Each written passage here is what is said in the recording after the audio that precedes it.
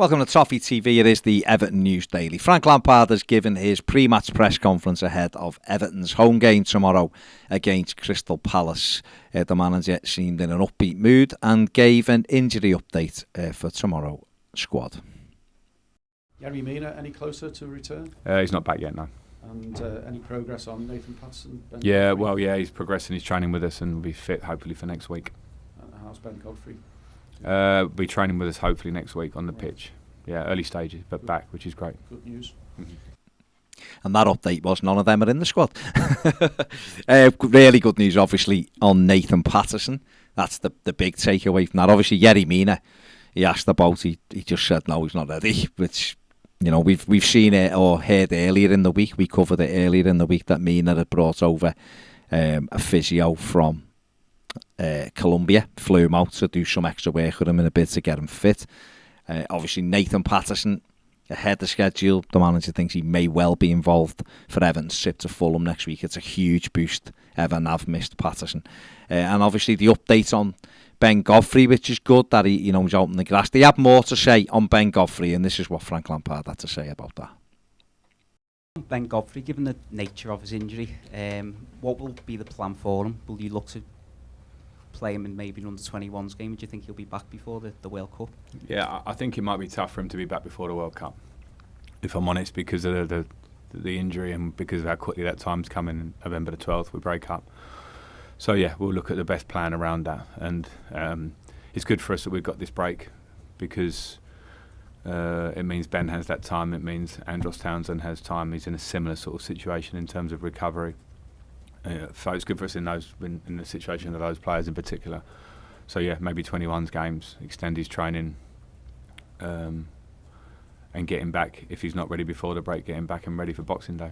Also mentally, his well-being.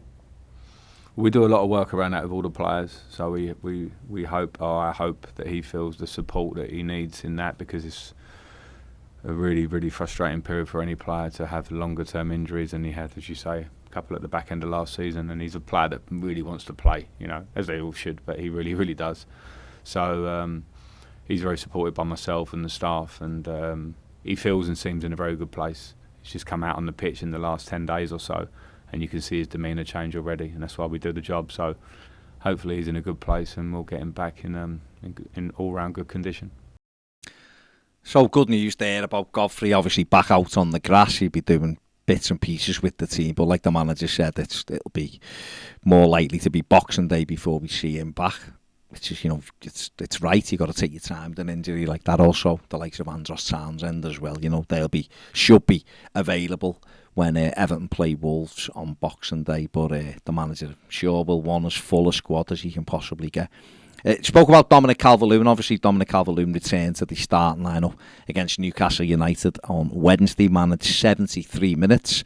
And this is what the manager had to say about having Dominic Calvert-Lewin available again.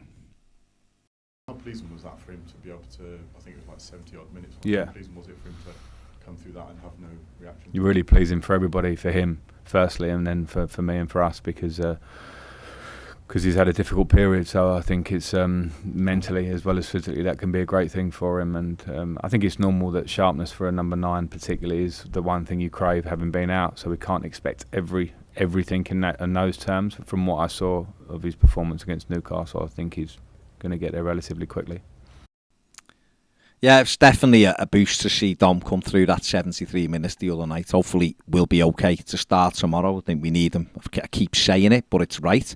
We need him fit and firing. He's the one most likely to get us a goal. It was interesting within that press conference that he spoke about the possibility of using Neil Maupay off Dominic Calvert-Lewin, which is something that we discussed, certainly 6 weeks ago or whatever. But I remember Lampard being asked about it a few weeks ago, and he kind of played that down, but it has gone back to it. So maybe the fact that Everton are struggling to score goals and struggling to create chances in the final third, maybe it's hinting at them having a look at a different way of doing things.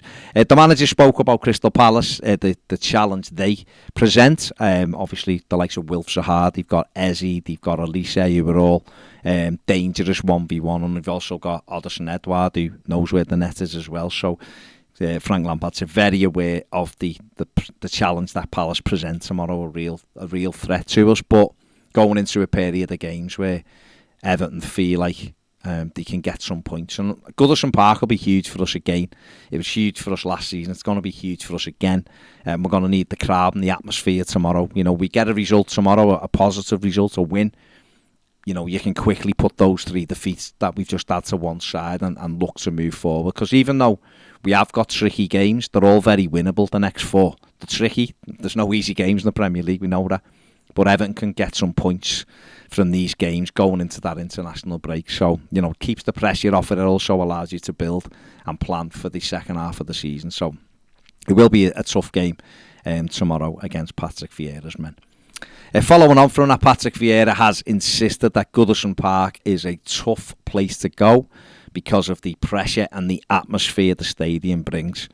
We obviously, you know, Vieira was there as Everton, that huge game back in May, where Palace threw a 2-goal cushion away for Everton to win the game 3-2 and cause unbelievable scenes, of course, that night. So he knows how vocal it can be at Goodison. While it'll be difficult to recreate that atmosphere tomorrow, if Everton can get something like that atmosphere going in the stadium, it does invigorate the team and it can make teams like Palace wobble, which it did last season. Vieira said we must be prepared and be ready. He said last season's game we played a really good first half and with 2 goals up, but the pressure and the atmosphere got to us in the second half and we ended up losing the game. We must be prepared for that. And that's something I think Everton can use to their advantage tomorrow, certainly with the crowd. You know, if Crystal Palace start to feel a little bit under pressure, albeit they've had 3 games unbeaten of late, but if we can get them feeling a little bit of pressure, get the crowd engaged, that's up to the players. It's a game we can win. You know, and then we'd be level. I think with Palace will certainly close to Crystal Palace. So, you know, we've got to be looking forward to getting 3 points in this game, albeit it will be a tough game. And finally, Everton youngster Jack Patterson has signed his first professional contract after he signed a 3-year deal with the club that takes him through to June 2025. Patterson only joined the club in the summer and already has been rewarded with that first professional contract. He said he's loving playing under 18 manager Leighton Baines. He said he's down to earth and has been really helpful. He loves playing for him. Also said things that it's a dream to sign his first professional contract. It's a really proud moment for himself and for his family back in Ireland. He said he's settled in really well, feels like he's been here for ages. Patterson was very highly rated in Ireland, and obviously Everton beat off a couple of teams for his signature.